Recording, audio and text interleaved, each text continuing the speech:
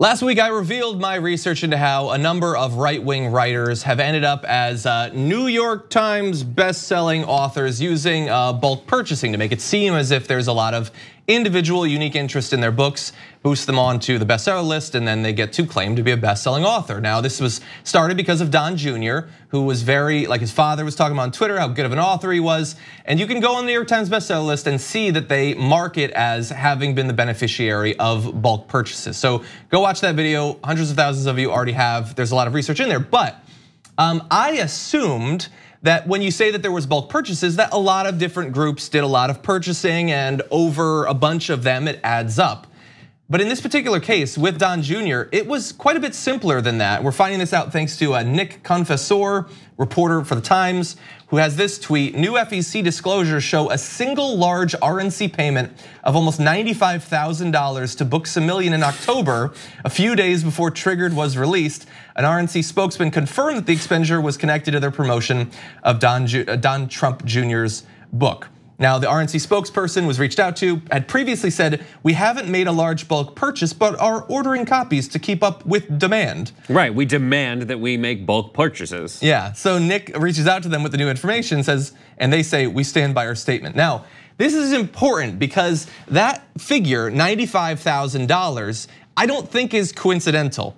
So Books-A-Million, which held a fundraiser at the beginning of the month for Triggered, is listing copies of the book for $23.09 online, which comes out to a little over 4,000 copies given the RNC's payment. Now, what is interesting about that is, when I was doing my research on how people get on, what it takes to get on the New York Times bestseller list, absent the bulk purchasing and everything, 5,000 copies is considered the threshold to get onto the list at all. 5,000 to 10,000 guarantees you a spot on the list. So this one bulk purchase almost did all the work necessary, not to get him to #1 necessarily, but to get him on the list. I'm starting to think that Donald Trump's children are the benefit of his being involved in politics. They're beneficiaries, yeah. Where's Don Jr.? But it's like, John, this happens everywhere. This is the sad part about it. This happens with pretty much everything.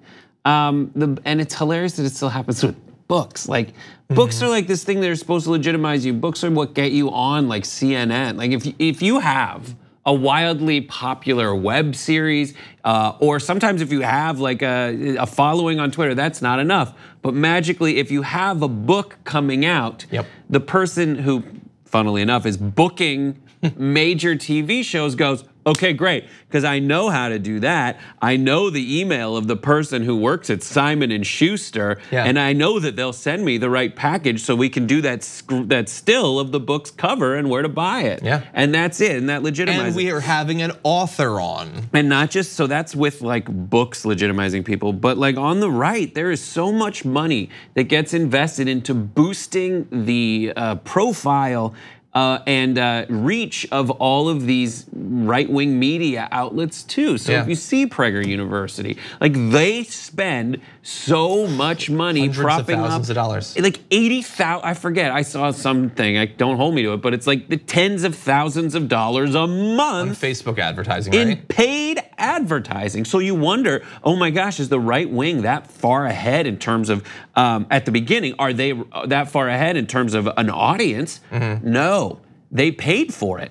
But when people look at the view count underneath, now they seem to say that like, oh my God, that's legitimate. That has 150,000 views. So I can add to that. I can watch that. It is real. This goes all the way. I mean, I remember I had a job with Yahoo back in 2004 or 6. And we had automatic placement on Yahoo's mail list, like if you had Yahoo Mail. So instantly our views had 1.8 million views. Did anyone ever opt into that? And back in 2006, that was like leaps and bounds ahead of literally everybody else. Like pre-YouTube. Did anyone voluntarily share or watch that? No, maybe some did, but you could sell ads against that now because we have some kind of massive reach and distribution. And look, I think this is way worse than the advertising. I mean, people are going to advertise. I think it's on us to point out that these right-wing personalities, people just pretend that it's this organic thing. No, it's billionaires who are buying ads It's perfectly legal. It happens on TV. They buy ads for shows and stuff. I get that. But it's not an organic thing, and let's just bear in mind that the left doesn't have that. There's nobody buying hundreds of thousands of dollars of ads for us. That's never gonna happen. This is even worse. This is just pretend. This is buying views. Right. Not promoting it so that people will then view it. This is just pretending that people viewed it. Like maybe some of those people did want the books. Maybe it sold some copies, but those 4,000, that's not the same thing as 4,000 people walking into Barnes & Noble or Half Price Books or Borders or Books A Million or whatever.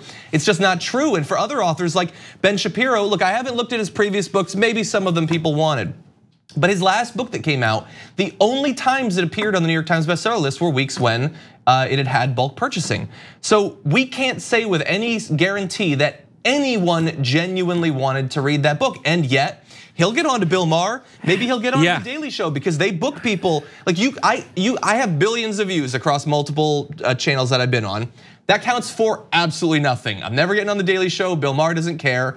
But if you do a book, you could. And if you have in your Twitter bio that you're a New York Times bestselling author, even if it was just purchased for $50,000. John, your video that you did on the first iteration of this was wildly successful. Who knows about this video because I'm in it and might submarine the whole thing.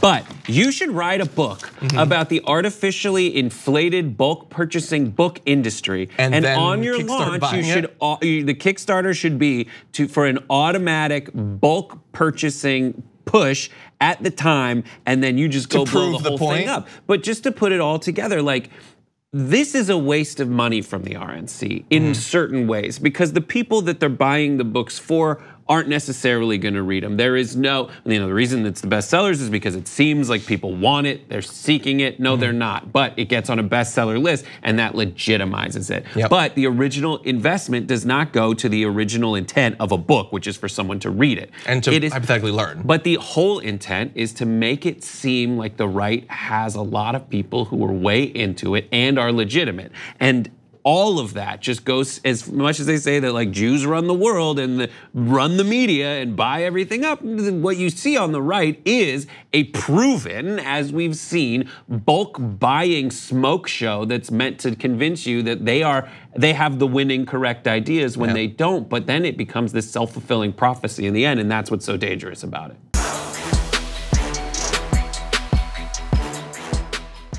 Check out the Damage Report podcast each day, wherever you get your podcasts, whether Pocket Casts or Stitcher or iTunes. You can join me as I give you the news and stories you want with a range of co-hosts and interview guests jumping in on the fun each day. Again, that's the Damage Report, wherever you get your podcasts. And if you get them at iTunes, don't forget to rate and review. Sometimes I'll read them live on the show.